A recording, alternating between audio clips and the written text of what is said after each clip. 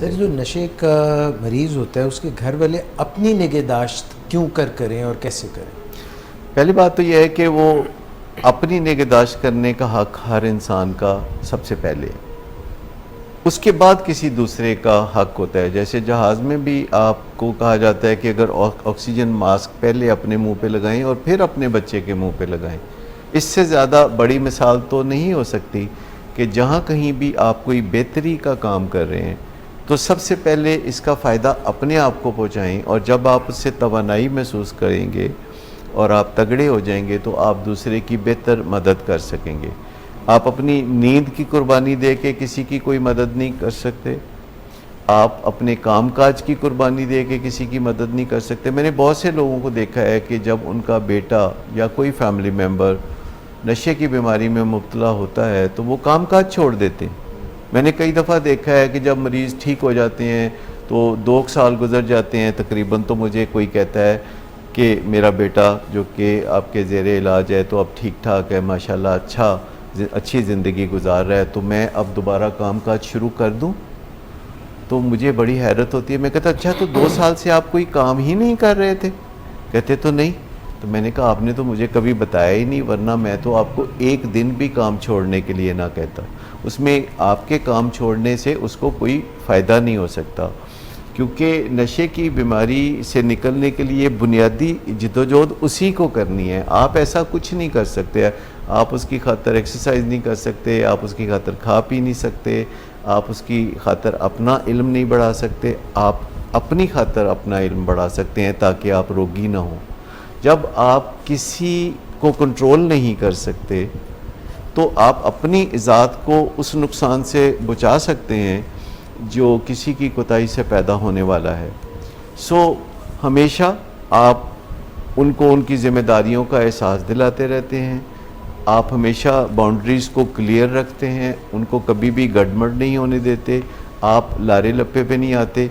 जब भी आपका मरीज़ यानी नशे का मरीज़ कोई वादा करता है और नशा छोड़ने के बारे में या अपनी ज़िंदगी को बेहतर बनाने के लिए कोई अहद व पैमान करता है, तो आप ऐसे वादों को सरफेस वैल्यू पे कबूल ना करें। उसमें बेहतर यह है कि आप उनके साथ वादे के साथ कोई ऑब्जर्वेबल और मेजरेबल यानी कोई ऐसी चीज़ जो देखी जा सके और नापी तोली जा सके उसको ज़रूर अटैच कर देते हैं। यानी अगर कोई खाली वादा करता है तो आप उस खाली सूखे वादे को ना लें। उसके साथ कोई ऐसी चीज़ भी आप पाबंद करें उसको कि जो आप रोज़मर्रा की बुनियादों पर उसकी ज़िंदगी में देख सकें, जिसके लिए उसको कोई काविश करनी पड़े, जिसके लिए उसको कोई हाथ पांव हिलाने पड़े, जिसके लिए उसको कोई प्रोग्रेस दिखानी पड़े हर रोज़। तो अगर तो कोई वादा करता है तो फिर आप उस वादे के साथ कुछ ना कुछ ऐसी चीज़ अटैच करते हैं जिससे वादा जो है वो ईफा हो सके। क्योंकि वरना अगर कोई कहता है कि 2 महीने बाद मैं नशा छोड़ दूंगा और आप कहते हैं बहुत अच्छी बात है और फिर 2 महीने का इंतज़ार करने लगते हैं, तो इससे कहीं बेहतर है कि आप कहते हैं कि 2 महीने में आप नशा छोड़ देंगे।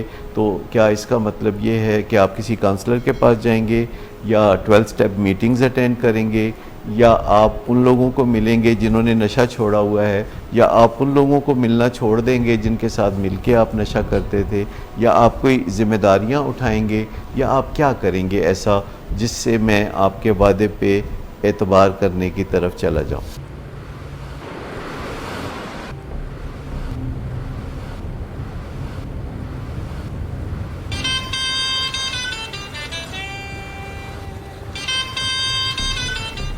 अच्छा, तो अभी तक तुम्हारा इस चीप लड़की के साथ चक्कर चल रहा है? तुम कौन होती हो मुझे पूछने वाली? ओके, और तुम इन घटिया लड़कियों के साथ गुलछर्रे उड़ाते फिरो तो मैं चुप बैठूं?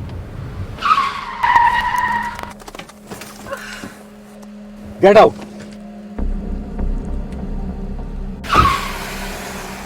शराब नोशी की वजह किरदार की खराबी नहीं, मूड की खराबी है। शराब नोशी कभी भी नशे की बीमारी में बदल सकती है। नशे की बीमारी हर स्टेज पर काबिले इलाज है। मदद हासिल कीजिए, क्योंकि वो ऐसा नहीं करेगा। विलिंग वेज से मदद हासिल कीजिए, कहीं से भी मदद हासिल कीजिए, लेकिन फौरी मदद हासिल कीजिए। जिस मुआवजे के इंतजार में आपने बहुत देर कर दी, अब वो दस्तक दे रहा है। मदद हासिल कीजिए, मदद हासिल कीजिए, मदद हासिल कीजिए।